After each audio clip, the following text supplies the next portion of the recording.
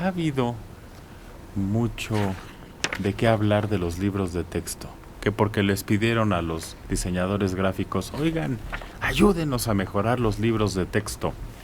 Necesitamos ilustraciones, diseño y algunas otras cuestiones.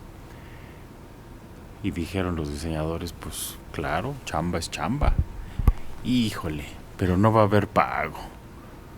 Lo único que les ofrecemos a cambio de sus diseños para los libros de texto, por la austeridad republicana, es ponerle su nombre a la ilustración que salga. Y ahí fue donde muchos dijeron,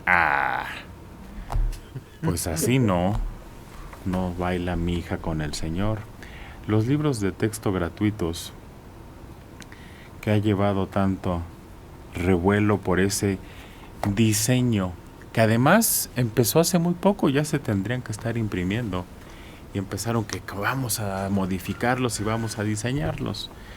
Pero ayer le preguntaron al que está encargado de esto, que es un hombre polémico, Max Arriaga, que corrió a un gran hombre de la Biblioteca Vasconcelos, y ese es uno de los pecados que carga.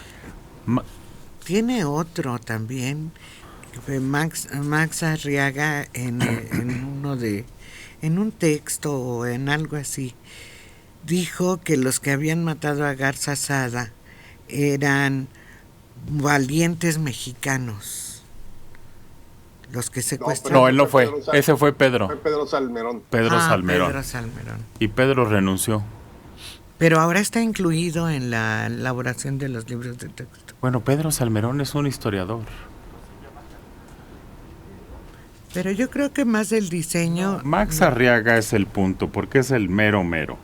Le preguntaron a Max Arriaga, que es el director de materiales educativos de la Secretaría de Educación Pública, y dijo, el libro de texto toma una postura ética acerca de una agenda democrática. Los libros de texto no pueden ser neutrales. Hay una carga política en los libros de texto. Es fundamental que el que diseña entienda que no está ante un material neutro, sino que se relaciona tanto con las costumbres, la moral individual y toma de decisiones, como en la reflexión ética que se está desarrollando a través del Estado, para plantear los valores que guíen el comportamiento de la ciudadanía. El libro no es una situación neutra. Se toman decisiones que afectan en la construcción de la identidad nacional del individuo en su carácter ético, como reconociéndose dentro de su macro y pequeños entornos. Se puede, pero sí no deben de ser neutros los libros de texto gratuitos que se dan en las escuelas. Tú que eres divulgador. Mira, yo sí creo que, por ejemplo, el de historia, porque evidentemente el de literatura, el de español, o los de matemáticas y ciencias naturales, creo que es más difícil poder cargarlo de ideología. Quizá el de español, o sea, las lecturas. Pero, sí, exacto, literatura escoges apuros que se carguen hacia un lado, y en español también. Entonces yo creo que se puede.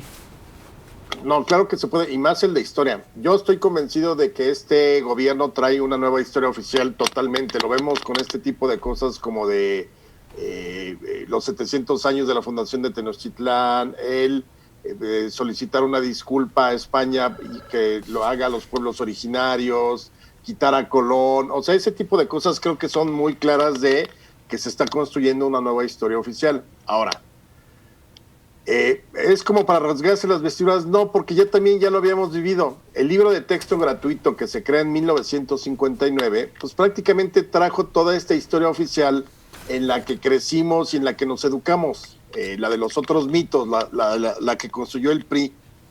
Ahora, el punto yo creo que aquí me parece que es un despropósito. No solamente el asunto de no pagar, sino que no solamente es rediseñarlos, sino quieren transformar el contenido y lo quieren hacer en un mes. a mí me tocó colaborar, no en los libros de texto de la SEP, pero sí en estos que hacen algunas editoriales, por ejemplo, Trillas y algunas otras. Y el proceso, yo hice 2 capítulos en el de historia, no me acuerdo de qué grado, pero se llevó un año de estar corrigiendo, oye, pero aquí está el texto, sí, pero entonces hay que modificarle, porque obviamente tiene todo un procedimiento pedagógico. No es nada más poner datos en un libro en 5 días. Creo que nuevamente este apresuramiento por cambiar los libros de texto cuando no van a estar a tiempo para agosto, que es cuando inicia el ciclo, me parece que eso es lo que es terrible de toda esta historia, además de que te quieran como voluntario. Creo que todo trabajo debe de pagarse, punto. Para que lo hagas correctamente. Claro. Mario. Claro, y también, bueno, sí, hay que olvidar que México siempre ha tenido una historia dual. La historia de los conservadores del siglo XIX es distinta a la historia de los liberales. Allá los héroes de ellos son antihéroes de la historia oficial liberal, ¿no? Se contrasta, ¿no? Es decir, ellos inicialmente se oponían a la independencia, finalmente la apoyan a través de Iturbide, es su héroe Iturbide. Vienen una serie de gobernantes conservadores de la primera mitad que para ellos son si no buenos, tolerables, ¿no? Como Anastasio Bustamante, como varios otros, ¿no? Que fueron de la visión conservadora.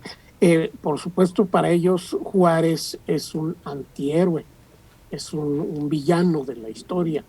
Y los buenos pues son los conservadores, Félix Zuluaga, Márquez, y desde luego Maximiliano se convierte en uno de sus héroes.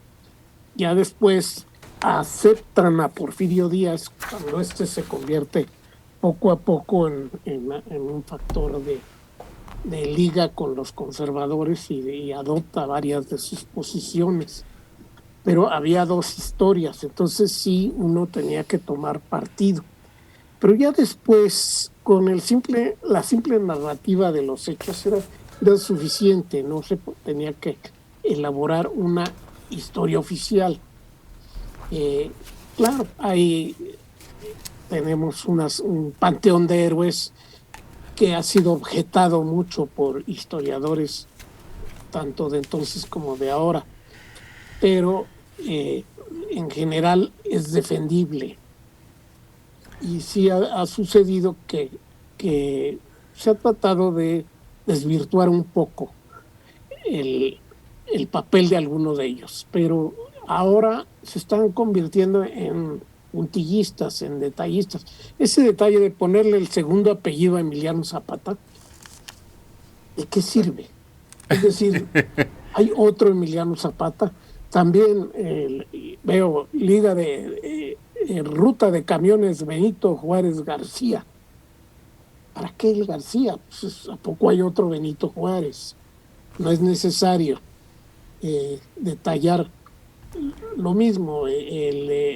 A Saldaña le daba mucho gusto que Vicente Guerrero se apellidara Saldaña, pero pues, no le aporta absolutamente nada a lo que él fue y lo que él hizo, ¿no? el detallar los segundos apellidos de los héroes. No se han atrevido con Hidalgo. Miguel Hidalgo y Costilla. Y Costilla, sí. Pero hace unos días, por ejemplo, fue la defensa del general Porfirio Díaz a la Ciudad de México. Nada ni por parte de la Secretaría de Cultura. Ninguna mención. Y el general, cuando Porfirio Díaz fue general, pues fue un héroe. Si quieren, luego discutimos lo de cuando llegó a la presidencia. No, sí, fue el brazo armado, uno de los fundamentales de la resistencia contra los franceses y el imperio. Sí, él fue el que llegó a la Ciudad de México y puso orden. Nada. Así es.